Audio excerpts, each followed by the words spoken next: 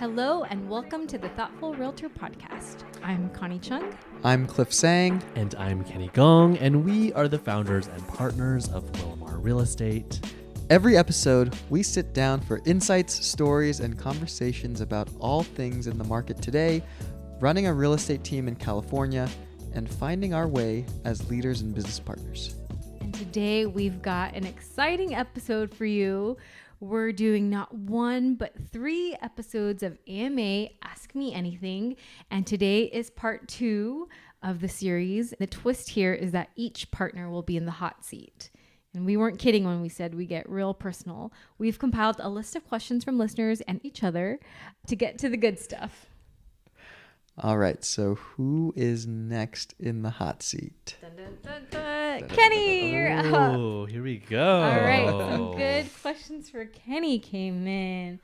All right, Kenny. Well, prior to Willamar, you worked many jobs. You worked in radio producing, social justice, nonprofit fundraising, and many folks don't know you were a former baker. Yes. So I imagine you've baked many, many wonderful things. Mm-hmm. What's the most famous bake of yours or most memorable? Oh, the most memorable. I'll talk about 2 things. One is I remember this was actually, I think this might have been in college, but I remember I got all of my friends together and we made the most epic possible lasagna. So we did everything from scratch. We made the cheese from scratch. We made the pasta from scratch. We made the sauce from scratch, the sausage from scratch, all of it from scratch. And Is that a one-day endeavor or is that multiple days? it was a one-day endeavor. I split up all of my friends into teams, and each team had a different role, a different ingredient they were making, and then we put it all together. I think that still feels like the most memorable thing that I've cooked. And then baking wise, something that I still bake because I do not bake anymore. After professionally baking, I decided not to try to bake ever again because it was just too much. So I do bake one thing mostly, and it is a galette, which is the easiest. It's just pie dough. Either you make it or it's store-bought. Are you making it from scratch? Sometimes I do. Sometimes I do make it from scratch. Yeah. But if I don't have time, I won't. And you just dump fruit in there with sugar and some seasonings, some pads of butter, fold it up, and you can literally make dessert, a beautiful company-ready dessert in 10 minutes. And it's so easy and it's foolproof. I have taught people how to make galettes, and it has become their signature thing because it's so easy to make. And so that feels memorable, and also it feels great to teach people how to make things. And then that becomes their signature thing is also very satisfying. To the uninformed, such as myself, who don't know what a galette is, can you describe what a galette is? It's just pie dough that's rolled out flat. So you've got a big round circle of pie dough, and then you just pile in a bunch of fruit. And then you fold over the pie crust. So Like it's a kind of like a pizza. flat But is this not a pie? It's like a tart, but a yeah. baked tart with free form. a freeform tart. Yeah, Yeah. without a pie tin. Yeah. Yeah, so it can be very rustic and organic.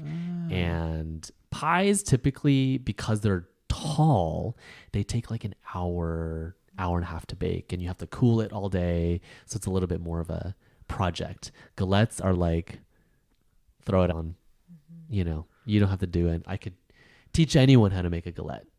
Truly teach anyone. I can teach. Cliff, do you want to learn how to make a galette? I was nervous Oh, when you you said should anyone make and it you for looked at me. I was like, Galette. oh no. It's full. Anyone. I love that you have a galette in your repertoire. I actually still think of one of our holiday parties. You made 2, not 1, but 2 quiches. And Oh, yeah. I still think about those quiches to this Yeah, day. And they yeah. were so decadent and light and fluffy and indulgent all at the same time. Yeah, it's fun. It's really, really fun. Next, what was your biggest risk and what did you learn from that experience? Oh, my biggest risk. At the end of the day, it's always going to be getting into real estate. Ooh. Because at that time of my life, I had no real sense of where I wanted to go in life. And it felt like it was a low stakes risk, but it was the biggest risk because it felt like something so completely different than what I had ever done before. Like Connie was mentioning, at that time I was doing radio, I had been in nonprofits, and real estate, to jump into this bizarro industry of ours where That's one way to put it. What do you mean? it can be really competitive, and it's hard to start a business in this industry. It's hard to start a career in this industry. Yeah, I think it turned out to be the biggest risk. And what did I learn? I just learned that anything is possible. Some of the things that are so unexpected can be the best things that could happen in your life. And my dad was in real estate all of my life. I never thought it was for me. And so because I grew up around it, it became the last thing I ever wanted to do. Right? Because of that, it also felt like a big risk, right? It felt like a risk to do something that felt so antithetical to who I was at the time. But doing that risk, I learned that sometimes what you think is the most antithetical to you is actually what's truest and most authentic. Ooh, on that note, what do you enjoy most having gone down this path? I have loved getting to know colleagues, new agents, especially because now in my role, throughout my career, before we even started Willamar, I spent a lot of time just doing anything that I possibly could to help other people in their career and in their business. And so that was always something that was the most enjoyable. I just loved helping other people build their business. And the fact that I can do that now, and it's part of my actual job, and I'm not just doing it for free, for volunteer, when someone cold emails me. Which you get quite a bit. But back in the day, it was like, I'm doing this for free. So now that is actually part of my job, and that we have built a company that it is fundamental to, that has been so enjoyable. Really, really, really, really enjoyable. Oh, I love that. Getting into the more personal realm. And I love this about Ask Me Anything because people get to know a little more about you, but most know that you are a minimalist.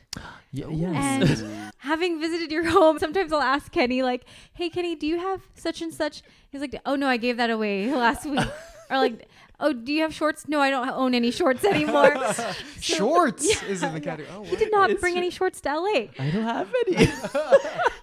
So tell us, walk us through your framework of what stays and what goes and how you organize everything. Yeah. Okay. Yes. Everything in my house has to either bring me joy or be useful to me in some way. like a KonMari kind of theory. Like a KonMari. Yes. Yes. But I think how did shorts not fit? Because they were not useful. They were not bringing me joy. The interesting thing is that to me, it has become this exercise in how to be so intentional in my life. So it's always, always, always is this thing that I have in my environment. Because I think also what I have found is that anything that is in my environment has an impact on me. So it is either inspiring or it is discouraging.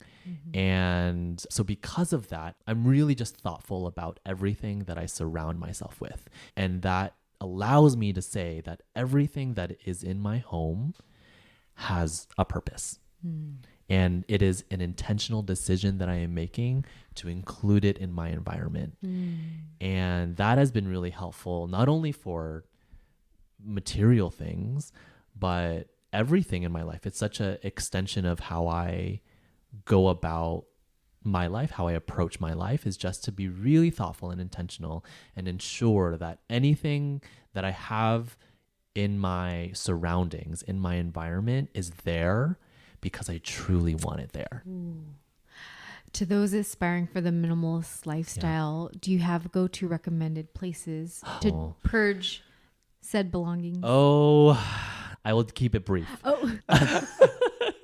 Because it's very challenging. because we live in such a consumerist and materialistic culture, it's so easy to bring things into your home, and it's actually very, very hard to thoughtfully get it out without it just being thrown into the landfill, right? So I'm always actually trying to think about like, okay, if this is something that I don't want in my home, how do I get rid of it in a way that is thoughtful for the environment, in a way that is aligned with my values?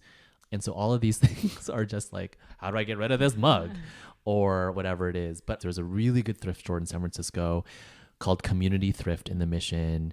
They are a mission-driven organization as well. So what they do is they have all of these organizations that the proceeds for all of their sales can go to. You can designate which organization, whatever is sold from you that you donate, the proceeds will go to. And I love that model.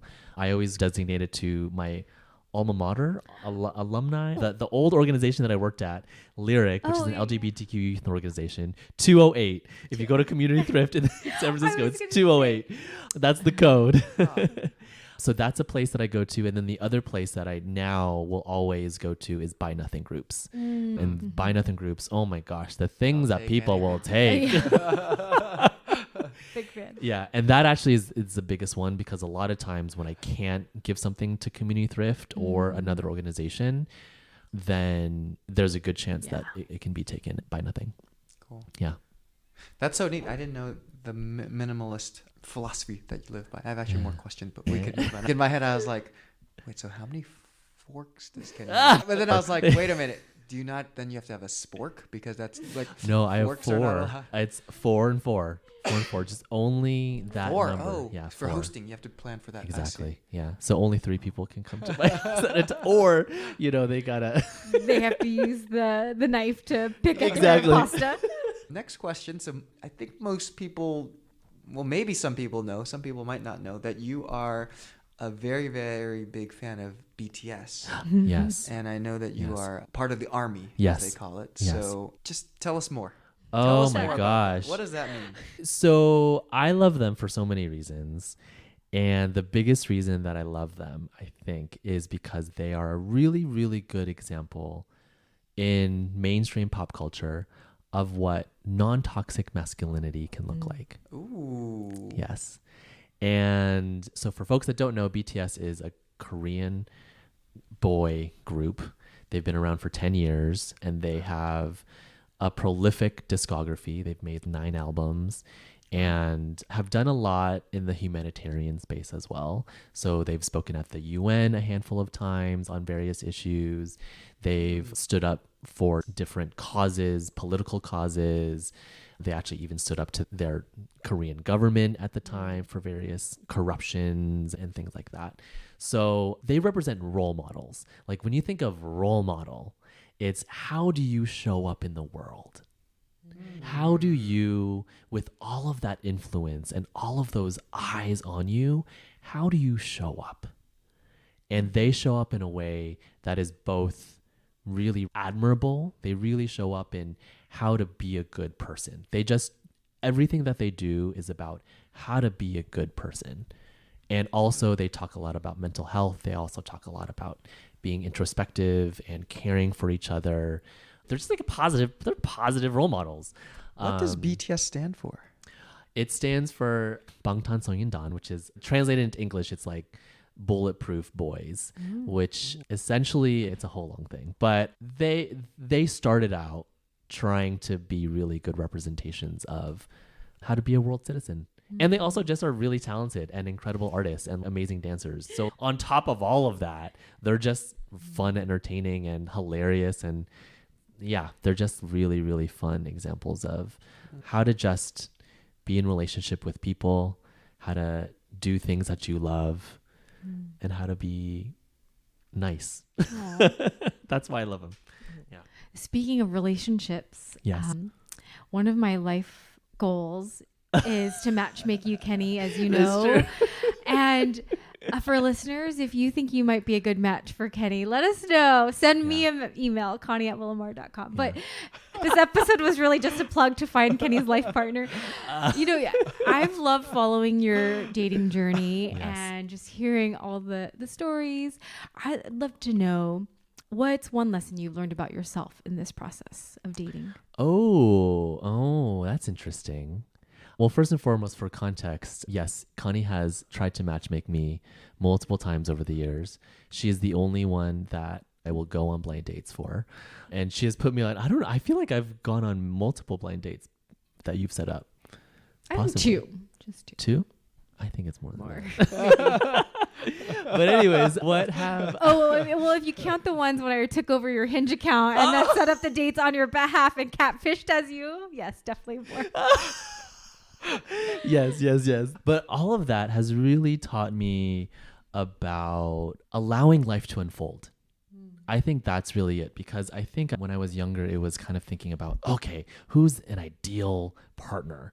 What are the characteristics that they're going to have, and how do I use that as a way to force my way through life to find and to go after a goal? What I've really learned about myself and about life in my dating journey is that you just have to allow things to unfold as they will.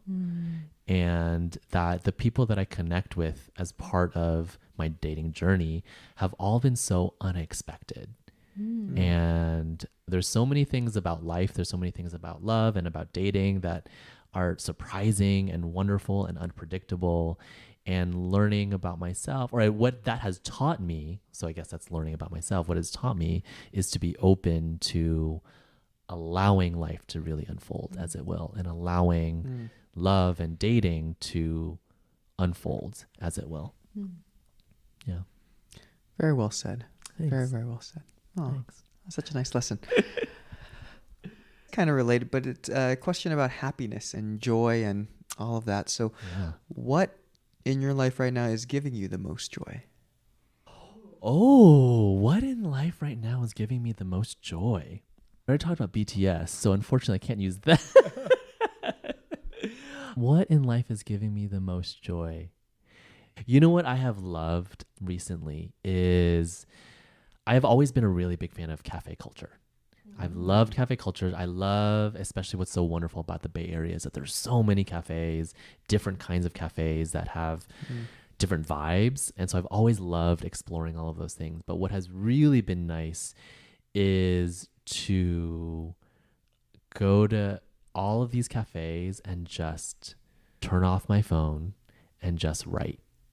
And I get my Americano, I get my iced Americano, I get my pastry, and then I'll just sit there with my journal and just write. And I try to do this at least once a week. And usually it's on the weekend when I can actually feel okay about turning my phone off. But that has been so joyous because it's just a chance to reflect. It's a chance to, embrace and absorb the energy that a cafe has, because there's always people around. You just never know why they're there, what they're working on, and just to feed off of that energy, but to not be a part of it. I actually just like feeding off of that energy and being anonymous, but still being around it. And that has been so, so, so joyous. Yeah. What's one cafe someone can find you at? Oh, the closest one, I've been going to this small little cafe called Koro, stands for coffee room in Berkeley. And it's attached to a coffee bean roastery. So they roast beans, and a lot of different coffee companies will roast their beans in this space. And then the cafe will feature all of the companies that roast their beans there. So I love that one. Oh, cool. Yeah. Related to the journaling, is it freeform, or what kind of topics are you exploring? Usually it's freeform. So I will do a really wonderful practice that I've started during my days called morning pages. And it's at the first thing in the morning, you just free write stream of consciousness, 3 pages, and allow yourself to clear your mind, work on some things that you might be trying to problem solve in your head, or just write whatever you want to write. And that format has been really nice because you also don't know what's going to come out. If you don't give yourself a prompt, you allow whatever is actually in your mind to come out. And that's also very therapeutic. All right, last question. How do you stay true to yourself? How do I stay true to myself? Therapy, life coaching, which is actually true. I think having regular moments to reflect on what I'm going through and to have a space. I've been with my life coach, shout out to B Kim, for over, at this point, it was at least 4 years, maybe even 5 years, that I've spoken with her and had sessions with her every 2 weeks. And having that space, it allows me to reground, recenter myself, and to find my way back to myself. Yeah. Yeah. Maybe you can also share. I remember a few months ago you had described your experience with coaching, and the neat part is since you've been working with her for so long, there's that longevity. I don't know if that's the right word, of where she's helping you connect the dots of, hey, 3 years ago. Well, maybe just explain a little bit more of that, because I thought that was really powerful too. Yeah. I mean, it is really true because she takes such great notes, which I don't know because we're on the phone. Have you met her in person? I've met her in person, but not in the context of a coach, but we've always just been on the phone. It's not even Zoom, it's just on the phone. And yeah, because we have such a long history, she's able to pull and recall things that I've said 1 year ago, 2 years ago, 3 years ago, that informs what may be happening currently. And that's been so amazing because she'll just be like, hey, you know that thing that you just said? Do you know that that's been something that you've been working on for 4 years and you never really, or that's something that you put out as an intention 4 years ago and it's now becoming fruit. Things like that are just, oh my gosh, you don't even know. And I think that has a direct relationship with my embracing of the notion of life unfolding as it will. Because knowing that, her making those connections has allowed me to trust in myself and trust that if I just put myself in whatever feels authentic right now, it will be planting the seeds for whatever is going to fruit whenever. Yeah. So cool to hear. Yeah. Okay, so this next series is set of questions we're asking all partners. They're all the same questions. So it's this or that. Okay. We're going to give you 2 options and you're going to choose one. All right, starting coffee or bubble tea, boba. My gosh. I mean, it's going to be boba, but quickly, coffee is coming up, is closing in, but it's still boba. Yeah. Oh, the shock on Connie's face when you said that. Well, because I don't drink coffee that often. Mid-30s. Next one, summer or winter? Summer. Sweet or savory? Oh, I've got a big sweet tooth, so I'm going to go with sweet. Yeah. You do. Yeah. Texting or FaceTime? I love a FaceTime. I really do love a FaceTime. Yeah. Book or movie? You know, I've always been such a big movie buff, but like we've talked about before, it's hard to sit through movies these days. So I think it might actually be book. Yeah. Yeah, I love books. Are you a pizza or pasta person? Oh, okay. So I think I eat more pizza, but if I could only eat one forever, it would be pasta. Yeah, it'd be pasta. I know the answer to this one. Early bird or night owl? Which one are you? Oh, well, I'm an aspiring early bird, but in my heart of hearts, I'm a night owl. Rainy day or sunny day? Sunny day. Oh. Yeah. Netflix or YouTube? YouTube. Yeah, that's the easiest one yet. Indoor or outdoor? Oh, I'm gonna say indoor. Yeah. Would you rather travel by car or plane? Plane. Yeah, plane. I love the airport. I think that's the only reason why. I just love airports. Really? Yeah. Oh, wow. Yeah. I used to go there as a kid. As a kid, you can go a little bit further in, but I remember In the plane? Even just in the In the airport airport. before. Yeah, 9/11 Yeah. and all that. Yeah, you used to be able to go in further. Can say bye, yeah. Yeah. And actually, that's why I probably go to airports. I'm one of those people that goes to airport 2-3 hours before. I'm the opposite of Connie, who just likes to walk onto the plane. I like to go to the airport, just to enjoy the airport. Yeah. Do you prefer fiction or nonfiction? Nonfiction. Yeah. Nonfiction. Cake or ice cream? Oh, ice cream cake. Ice cream. Music or podcasts? Oh, music or podcast? I listen to a lot of music, so I think I'll go with music. Even though I love podcasts and listening to all kinds of different podcasts, but volume of my time is spent, music. Shopping online or in store? I just don't like shopping in general. I don't like The minimalist. The minimalist. Yeah, I try not to shop, but if I do, I'm gonna advocate and aspire to be in store. Because I think that there's just a lot more intention and thought that happens. That's true. Yeah, this list is a this or that, but there can be aspirational answers too. So you're aspirational. That's my aspirational answer. Ooh, well, that's the end of another episode of The Thoughtful Realtor. And with Kenny Gong, founding partner, in the hot seat. So many good, juicy questions answered. So if you like this content or have more burning questions, we'd really love to hear from you. You can find us at willowmar.com or on Instagram at willowmar__. Yes. And if you haven't already, please hit that subscribe button and leave us a review.